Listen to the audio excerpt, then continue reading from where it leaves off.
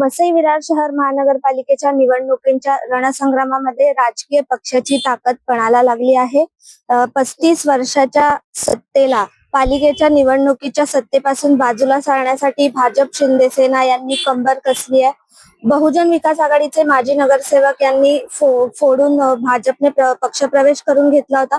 मात्र वसई विरार शहरातील राजकीय वातावरण पाहता येत्या निवडणुकीच्या रणधुमाळीमध्ये भाजप आणि बहुजन विकास आघाडी यांच्यामध्ये लढत होणार असल्याचं दिसून येत आहे. महत्वाची बाब म्हणजे भारतीय जनता पक्षाकडून मोठ्या प्रमाणात बहुजन विकास आघाडीचे माजी नगरसेवक पक्ष प्रवेश केल्यामुळे भाजपचं पारडं जड होताना आपल्याला पाहायला मिळतंय.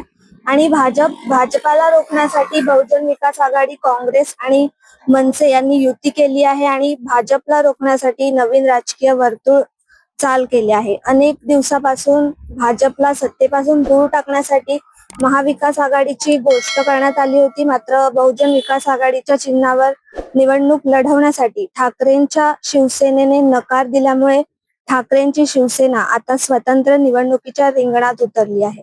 या निवडणुकीमध्ये बहुजन विकास आघाडीकडून अद्यापही उमेदवारांची यादी जाहीर झालेली नाहीये किंवा महापौर पदाचा मानकरी कोण असणार हे देखील समोर आलेलं नाहीये.